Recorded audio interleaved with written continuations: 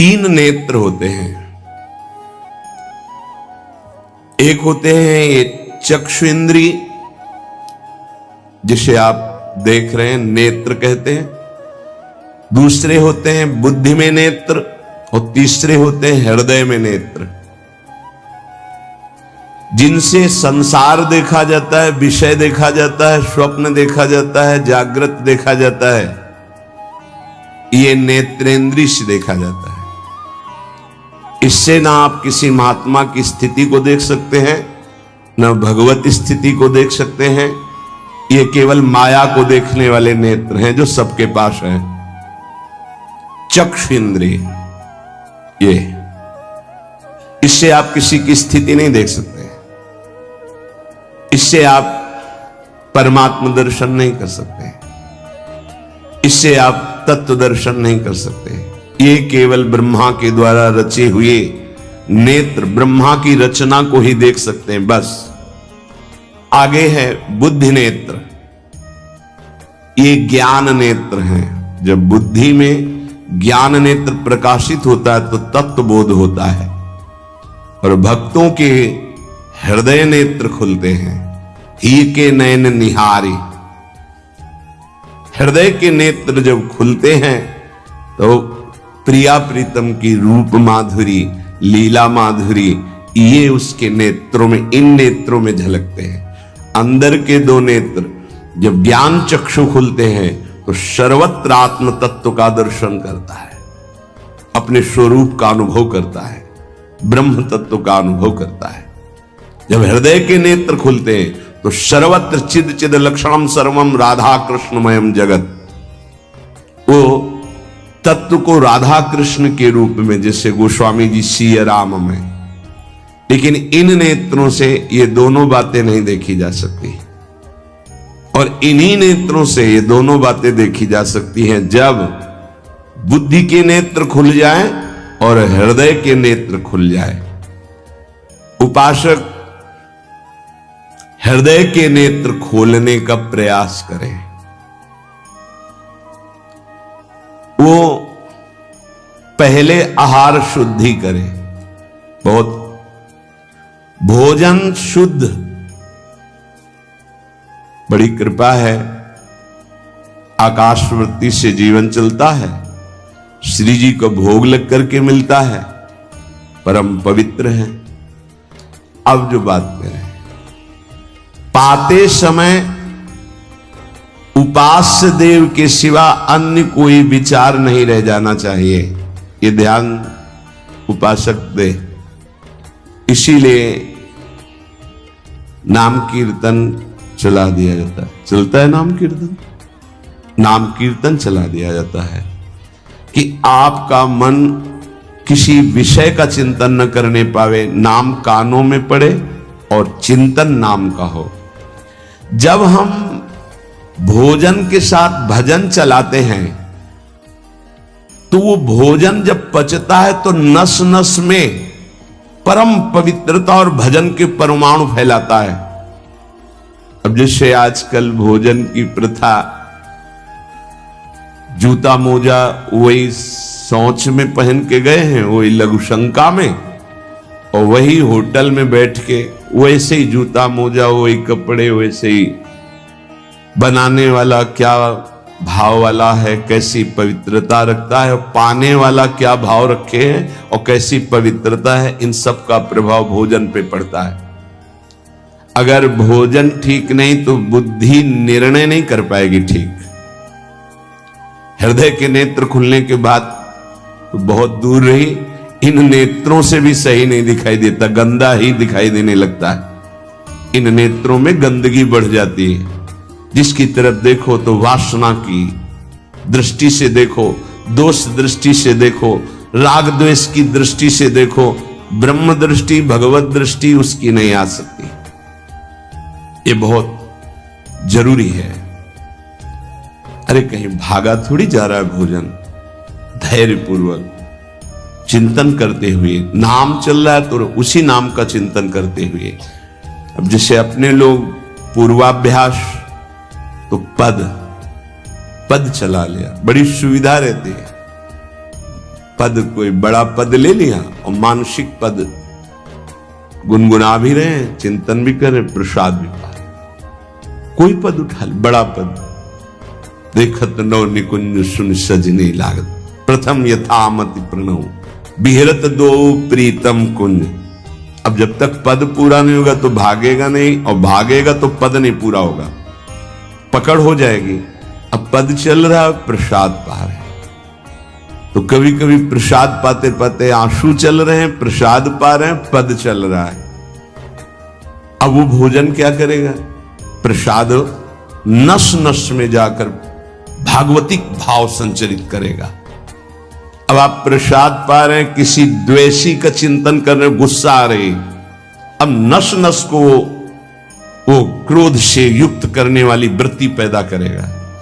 आप प्रसाद पा रहे हैं, कोई काम चिंतन कर रहे हैं, वही प्रभाव आपके अंदर पड़ेगा।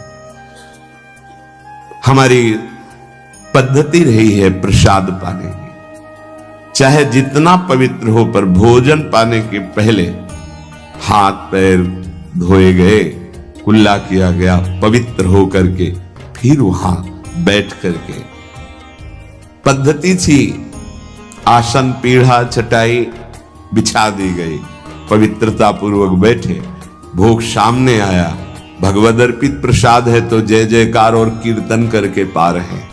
अगर वो ऐसी जगह से मिला है, भगवद अर्पित नहीं है, तो अपने सामने 1 मिनट रुक कर भगवद अर्पित करते हैं, फिर जय जयकार इष्ट की, गुरुदेव की, भगवान नामों की गूंज करके फिर पाते। वो प्रसाद हमारे हृदय में पवित्र भाव पैदा करेगा, भजन बढ़ेगा। भजन से ही हृदय के नेत्र खुलते हैं, भजन से हृदय के नेत्र, और हृदय के नेत्रों से ही प्रियालाल का दर्शन होता है, प्रियालाल का लीला चिंतन होता है।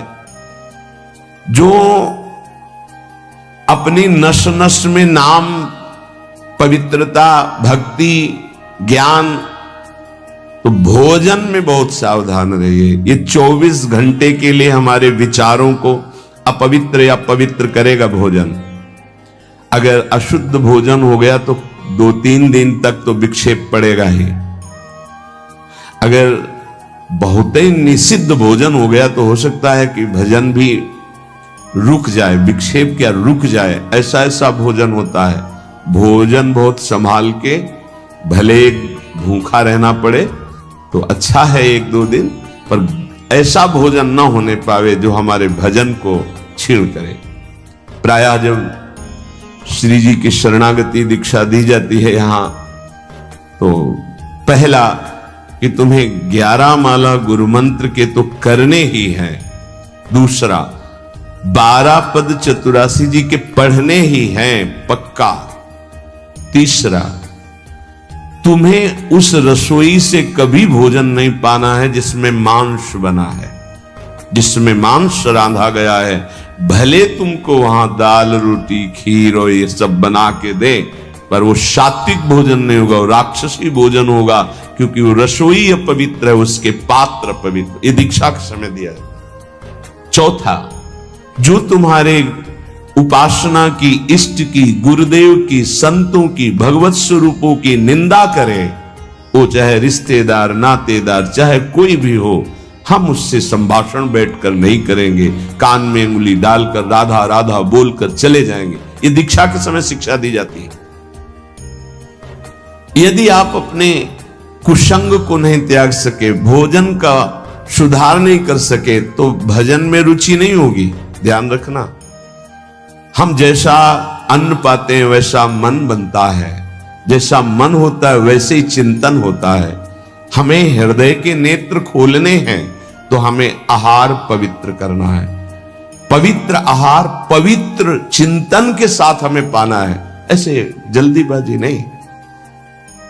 जल्दीबाजी है तो हम नहीं पा रहे हैं, जब हमें समय होगा पा लेंगे। कोई प्राण थोड़ी निकल जाएंगे, एक बार न पाएंगे, एक दिन ना पाएंगे, नहीं निकल।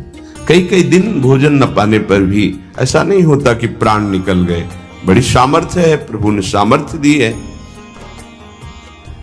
उपासक सावधान रहे, कहीं प्रसाद पाते समय कोई ऐसा दृश्य, ऐसी वार्ता न कर बैठे जो भजन में बड़ी हानि पैदा कर दे। जैसे आप मोबाइल रख लिए तो आप ऐसे दृश्य देख रहे हो जो आपका सर्वनाश करने वाले हो, भोजन पा रहे हो, तो आप निश्चित समझ लेना, निश्चित भ्रष्ट हो जाओगे, आगे नहीं बढ़ पाओगे, गिर जाओगे। भोजन के समय यदि आपका मन पद में नहीं लग रहा, भजन में नहीं लग रहा, तो जैसे यंत्र है आपके पास, तो चतुरासी जी लगा दीजिए, सत्संग लगा दीजिए। आपका चिंतन बनना चाहिए भागवती, कोई गलत चिंतन नहीं। और अगर कोई पास बैठा है तो वार्ता नहीं होनी चाहिए। भोजन के समय वार्ता निषेध है, वो वार्ता का समय नहीं, वो एकाग्रता पूर्वक पूरे 24 घंटे के लिए हम अपने विचार पावन करने के लिए बिल्कुल मौन होकर के भगवत चिंतन या भगवत श्रवण करते हुए प्रसाद पावे। आप सब आज से ये नियम ले ले, केवल परोसने वाले की आवाज सुनाई देनी चाहिए। श्री जी का प्रसाद जो आप परोस रहे हैं उसका उच्चारण करते हुए आपको प्रसाद, रोटी प्रसाद चाहिए तो वो पूछ सकते हैं। इसके अलावा पाने वाले की आवाज बस जी दे दीजिए, इससे ज्यादा कोई शब्द नहीं आना चाहिए। देखो, अगर प्रार्थना मानोगे तो आप आगे परमार्थ में बढ़ोगे। जो प्रसाद पाने का समय है वो बहुत 24 घंटे के भजन के लिए बहुत कीमती बात है।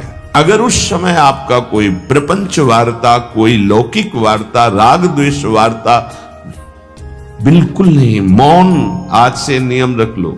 दे दीजिए ये शब्द उच्चारण और ले लीजिए प्रसाद ये शब्द, इसके अलावा और कोई शब्द नहीं होना चाहिए।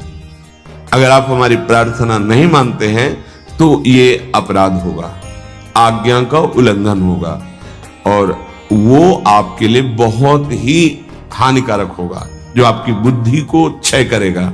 इसलिए प्रार्थना है, आप प्रसाद पाते समय सब मौन का आश्रय, केवल स्वीकृति हां दे दीजिए और प्रसाद बांटने का जो उच्चारण है या अमुक प्रसाद ले लीजिए। बस इस नाम कीर्तन चलता है, नाम कीर्तन सुनिए, या आपकी क्षमता है तो उस समय नाम जप करते हुए प्रसाद पाइए। आपको सावधान रहना, जो एक बार आदेश हो जाए उसका उल्लंघन ठीक नहीं है और उसको तत्काल लागू किया जाए। अगर नहीं किया जाता तो उसे प्रमाद स्थिति कहते हैं और फिर बुद्धि भ्रष्ट हो जाती है। कोई भी, चाहे वो साध्वी हो या उपासक हो, साधु हो, आज्ञा का उल्लंघन करने का स्वभाव ना डाले।